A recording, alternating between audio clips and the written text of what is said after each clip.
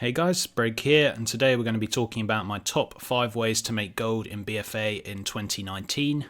Before we begin, we're going to be doing a WoW token giveaway on this video, so all you have to do is comment on this video and be subscribed to my channel, and whether you're on the US or the EU, you'll be entered for your chance to win a WoW token, get a free month of game time.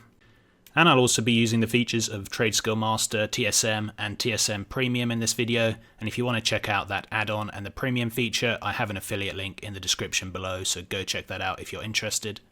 Anyways, let's get into my top 5 ways. These are not going to be in any sort of order, by the way, and they're also going to be my kind of favourite ways and the ways I think are the best per time spent. So I'm not going to be talking about something like material farming, but if you enjoy material farming, then you can go do that. This is just my top 5 ways. Anyway, let's get started, and number 1 is going to be passive gold. Passive gold is a lot harder to come by in BFA because they've nerfed the mission tables, but there's still different ways that you can get it, and it is very important because of the deflation that's been happening this expansion. It's harder than ever to get gold, and it's more important than ever to have gold because everything's cheaper basically because of inflation. So it's very important to get, and there are still some pretty good ways, and the first is the mission table, obviously. Now, whilst the gold from these missions kind of sucks, it's still better than nothing, and if you've got a couple of ults, it's always worth just doing these missions. But I think a better option from the mission table is often the quests that come up to give you battle scarred augment runes. These sell for at least 500 gold on my server, and if you get a bonus from these, you can get like 6 for 1 mission, so that's 3,000 gold per 1 mission. And I know I was talking about passive gold, but I'm counting this as passive gold because they sell so quickly, because all the raiders want them, and the mythic raiders, so these are an excellent thing to get. So whenever these missions pop up, make sure you 200% them, get the 6 or whatever that drops, and you're going to be getting 3,000 gold every time. Another thing that you can do is get one of the follower equipments and add it to one of your followers so they can bring back some awesome stuff from the missions. So personally, I use the Disenchanting Rod, and this is quite good because it will often bring back some nice enchanting materials from missions that sell for quite a lot. So if you want to craft one of these for yourself and add it to your followers, I think it's great and adds to your passive gold. I wouldn't buy them off the auction house unless they're really cheap, because like on my server they're ridiculously expensive on the auction house. But if you can make one of these for yourself, then go and do it. Now, another great way to make passive gold is of course the Emissaries.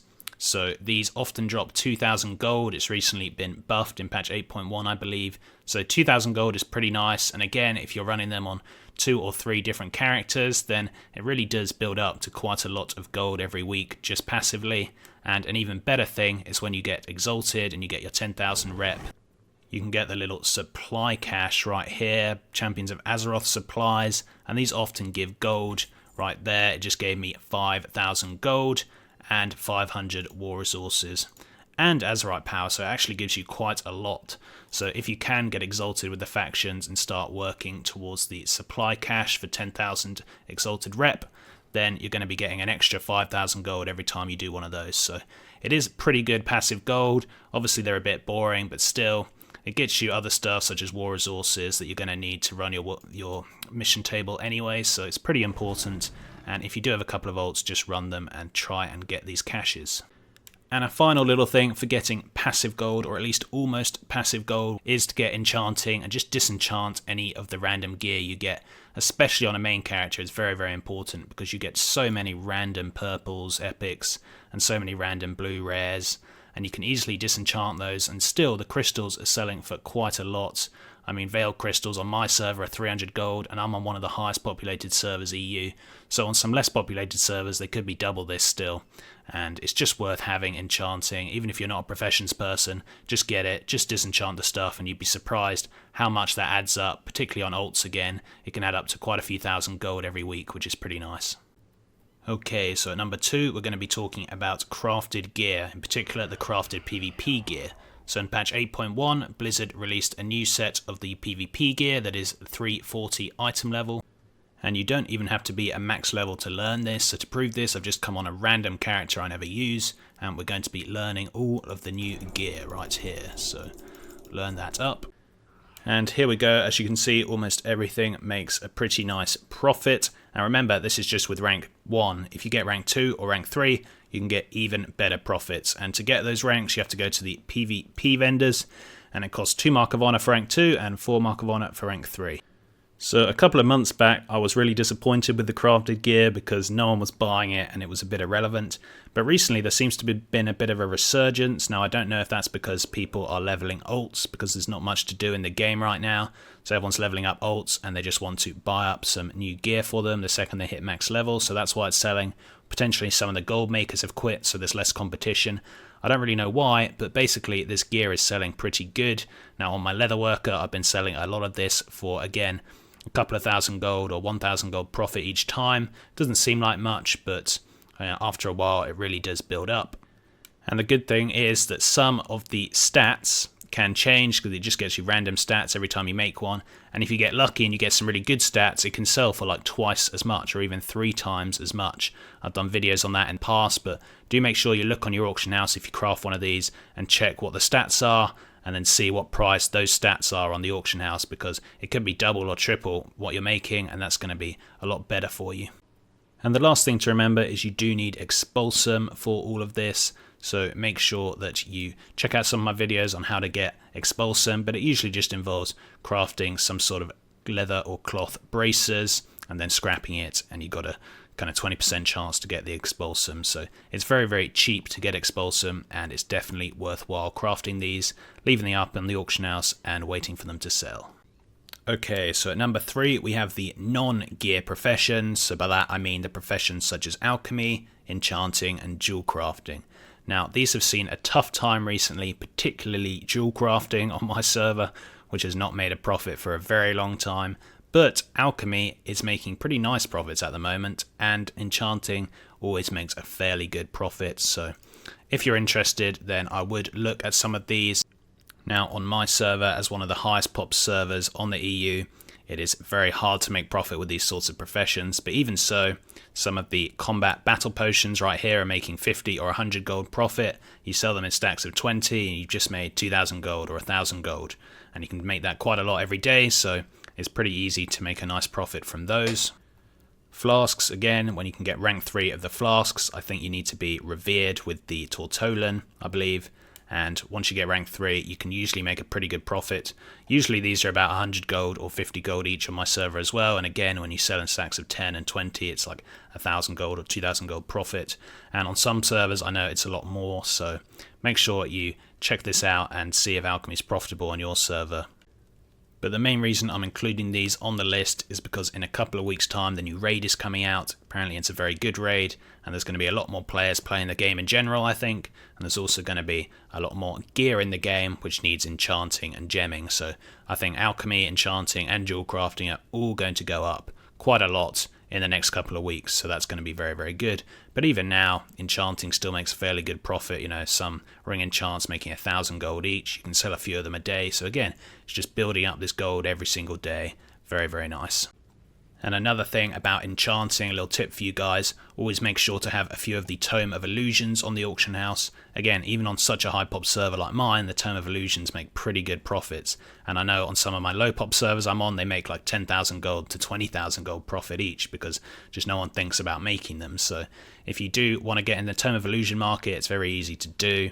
Some of the recipes you have to have like exalted with factions, but most of them pretty easy. Get the Tome of Illusions, put them up on the auction house, and quite a lot of them make a pretty good profit. So at number 4 on the list we have my favourite gold making method, which is flipping.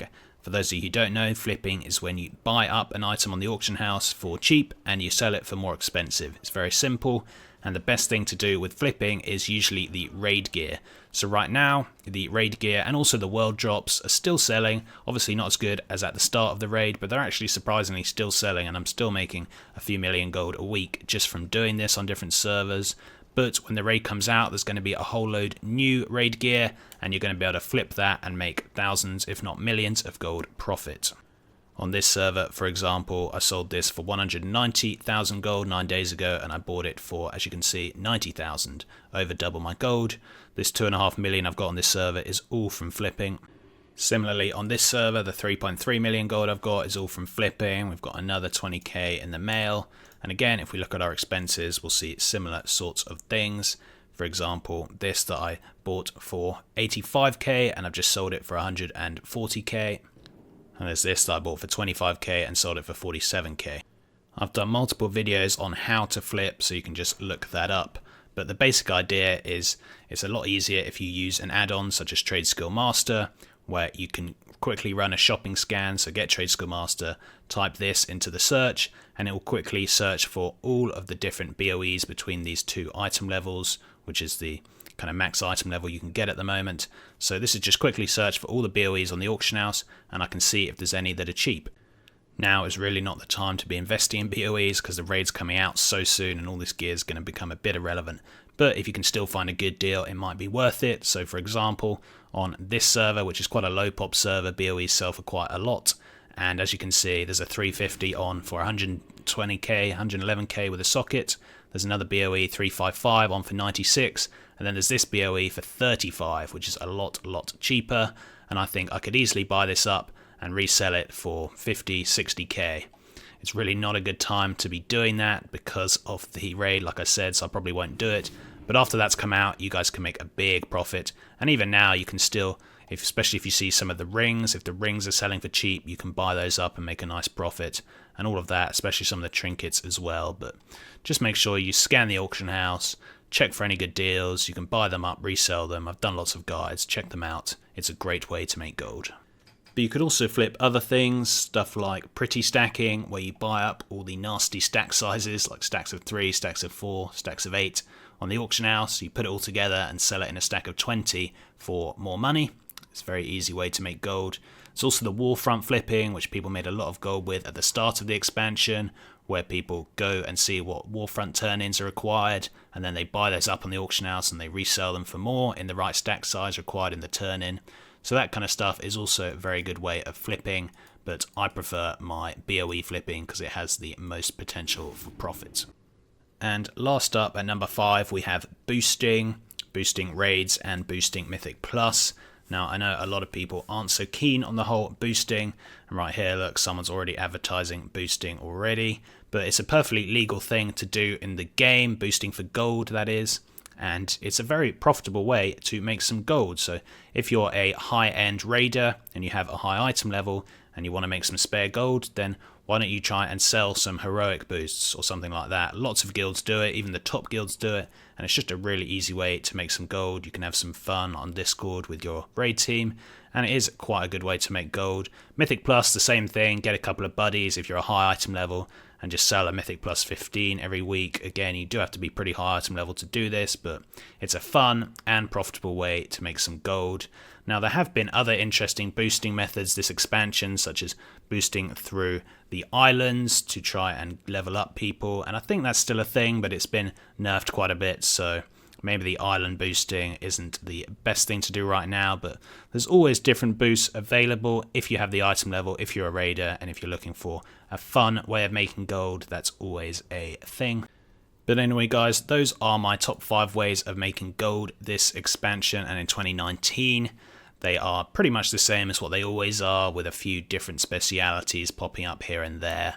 But we'll see how it goes. It hasn't been a very good time for gold makers recently. You just have to look at the WoW Economy subreddit to see how many people are complaining that they can't sell anything and they can't make gold. So it's kind of why I wanted to do this video, just to show that even on the highest pop servers, where it's the least chance of making a profit, you can still make a profit with all of these different methods, and it is still worthwhile having a look and seeing what's good on your server. Anyway, thanks for watching guys, hit that subscribe, and until next time, see ya.